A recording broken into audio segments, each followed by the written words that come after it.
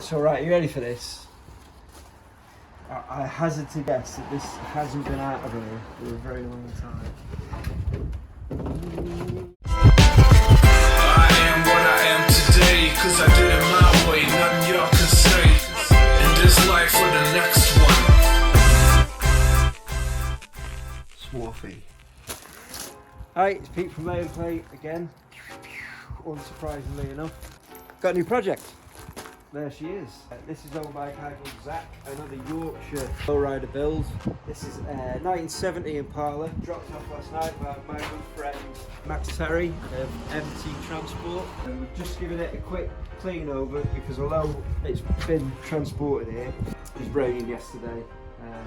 Just wanted to get all the water and any salt spray or anything off the car. I'm just giving it a quick spray wax just to give it a bit of protection, although it is underneath the LayNPlay carpet. So yeah, so I'll give you a quick walk around. Still have some body and paint. This was actually a lowrider from back about 20 years ago.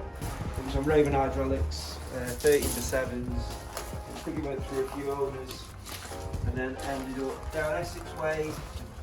A guy called Simon had it. He decided that the juice was tired. It needed to come off along with the wire wheels, put it back to stock, different set of wheels, and then he put it up for sale. Zach bought it, took it up to Huddersfield where it's been stored for a little while, and then it's been transported to me. So here it is. It's pretty sweet.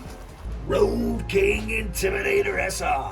It might be SS, I don't know. I don't really know a lot about old Impala wheels, but they've got the SS badge in the middle there, and these chrome beauty rings, so I don't know what they're off. I'm sure somebody will tell me. So let's start in the boot, because this is an ex-lowrider, so at some point it was on hydraulics, so it might have some evidence of what was in here previously. Oh, that opens nice. Oh! Sweet! No, the old Raven pumps are in it. So yeah, it must have been a Raven build. These look like piss tyres.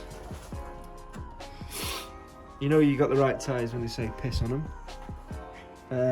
Piss 80R13s.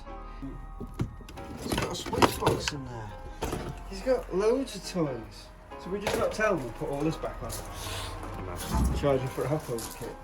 No! Of course we wouldn't do that. So it was obviously 2-pump.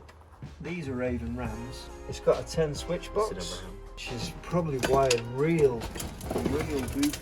It's got 2 sets of wires going in, a full set of Rams, black press plates, loads of plates. Look at that, straight balling. Yeah, sorry, I forgot to mention. The car is nicknamed Straight Balling. So it's got remnants of a battery tray in there. They'll probably come up for sale at some point if anybody's interested in them for a project. Cool little tanks on them. It's good if you haven't got a lot of space, but I don't think that was the issue with this install. Space doesn't appear to be a concern. So they look like a pair of, oh, they're all the same size rams, aren't they? Looks like it's had 8-inch rims going around. Interesting top hats. So started pulling out, we've got these 2 Raven pumps for Raven Rams. I'm assuming this is all Raven stuff. Nothing's labelled up as Raven, but it looks very Raven-esque. These were probably the fronts and these were the rears. So I don't know how he had the coils mounted on the rear trailer arms. We'll find out when we get underneath it in another video. What else have we got? We've got 10 switch box. I wouldn't even know where to start with, however that's been wired. 2 is coming out. Emergency cut-off switch by the looks of it. It's a real horrible skinny battery wire. None of this will be going back anywhere near the car. What's this? We've got a Nova 30 1G Bright Advanced Cooling System. What? Oh, headlights, alright, okay. That's a bit of an excessive box for some bulbs. I think he's got that plate on the front, so we can run the matching plate on the back. Yeah, so he's got a pair of whites and a pair of blacks. What would you have on it? Oh, boo. I'd have the Californians. Although Euro plate, just a bit of a plug, do black and gold California plates, which are very nice. So what else have we got? We've got what look like a pair of donuts, which probably go over the top of those, maybe the front rounds. They're very small. We've got a wheel spacer, just one wheel spacer, no idea. And we've got some mouldy floor mats. You look where the heels have been, clutch and accelerator. So they're obviously not out of this anyway. Christ knows. Yeah, what are we saying? Ford. I would say Ford Focus. So that probably needs to go in the bin. There's some trim. I don't know what trim is missing off the car. That looks like body trim. And there's no body trim on it, so this must be the original body trim taken off. So that'll be good to keep. Part of the original jack. Oh, the rest of the original jack's here. The original Widowmaker. And then we've got the original Chevrolet badge. Looks like it was the original trunk badge, but maybe they've changed it. But it's got this little step in it, so it obviously didn't go there. So maybe it's off the front. Possibly, I don't know. Anyway, I'm not necessarily proud. It could be off the different. It could be off the grill here. We've got a paint mixing jug, some whatever that is, some gauze of some description. Oh, I don't like the look of this. It's got a wooden board over the trunk floor. This makes me deeply concerned. So right, you ready for this? I hazard to guess that this hasn't been out of here for a very long time. It's not looking too bad to start with. That's just pretty. Don't leave in any of this asbestos, whatever it is. Yeah, yeah.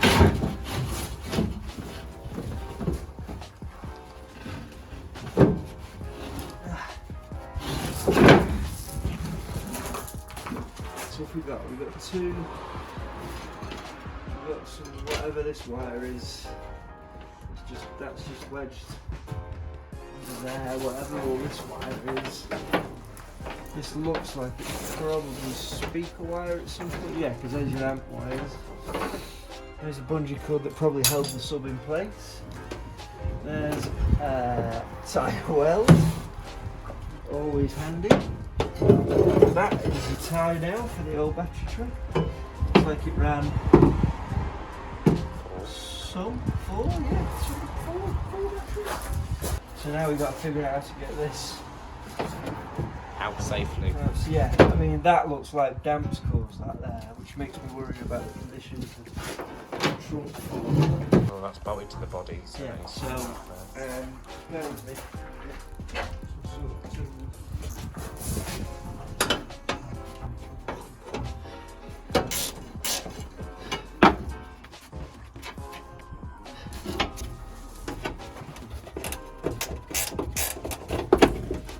Thank God for that, I thought we were going to spin.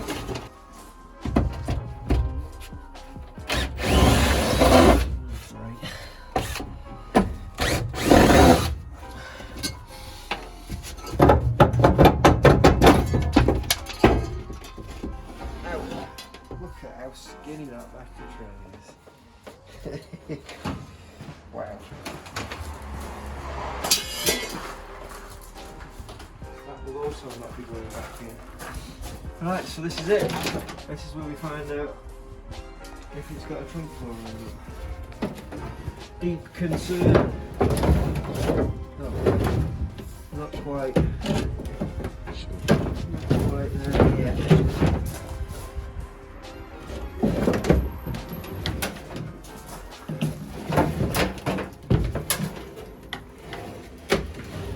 Actually looks alright. Looks decently solid. Looks good. Looks good.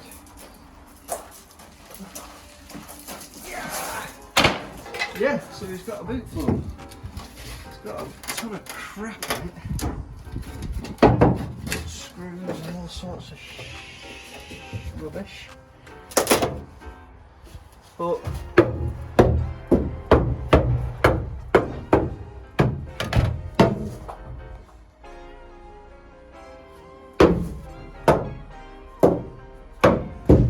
yeah, so it's actually really good in there.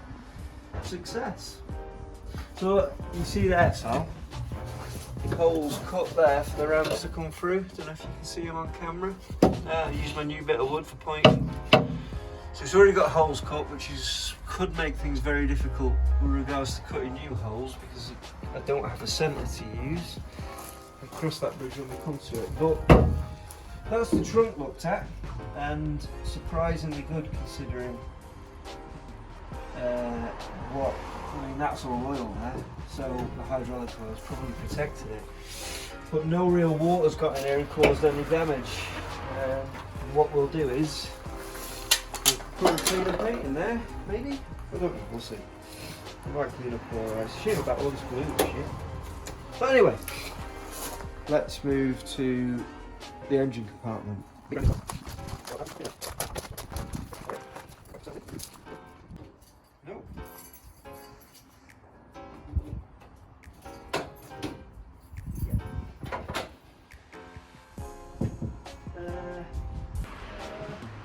Don't know how to open the bonnet. Pull. Like you actually, like you know how to open the bonnet, I mean, like, instead of the inside. Oh my god, that's heavy. Yeah. Stay up. There we go. I don't know anything about engines. It's got one, and I believe that it runs, so we'll fire it up in a minute. This isn't really my area of expertise, so all I want to see really is these upper A-arms and the condition that they're in. Make sure there's no splitting or damage from the original hydraulics. They look alright, but we'll find out more when it comes to getting the arms off. I believe that these A-arms are going to PAT, limit to be reinforced. You can see it's been notched there, look, to take the ram which would have come through that hole, and they probably welded that hole. Yeah, they've welded that hole up to take an original shock absorber. We've done a nice job of that as well. The air filter's off. I think that it's got some vacuum issues, which is why that's probably left to get it running alright. So it might start, it might not. Is this loose? Oh my god, yeah, that's loose. And it's, oh yeah, they did say it was the wrong battery as well. It doesn't fit in the tray, it's too big, which is a ball ache because you do not want to be hitting switches if your battery's bouncing around under the hood. But we'll forget about that for a minute. Right, so interior. Are you locked? I shall, just a minute.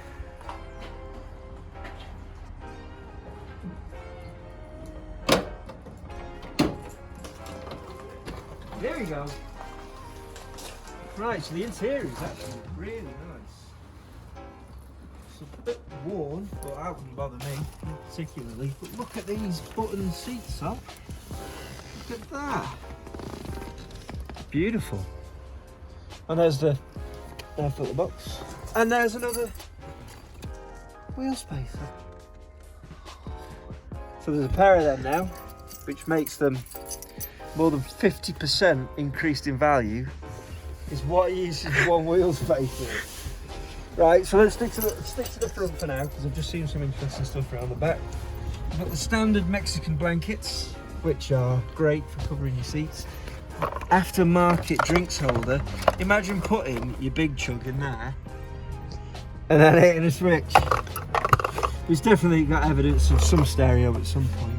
It's got this nice aftermarket, obviously. That wasn't factory back in the day.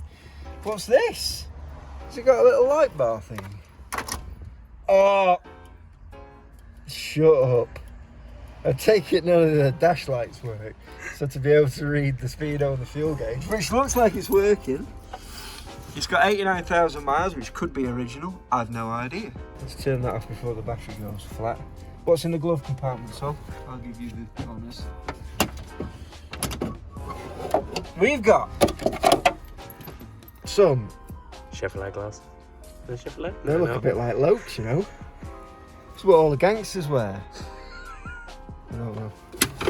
This is Jackhammer Hot Rod and Custom Supply bellflower tips. So I was right, they are bellflowers.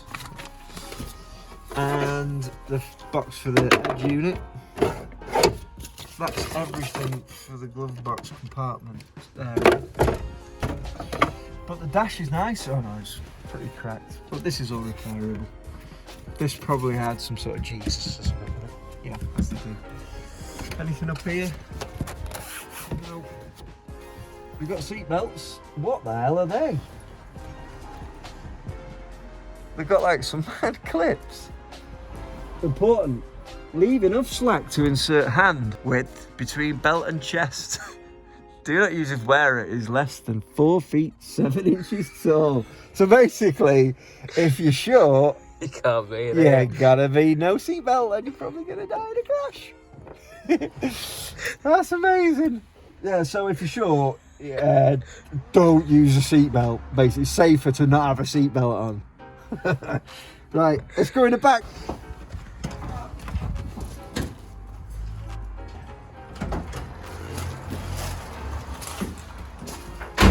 Gosh, that door should be open.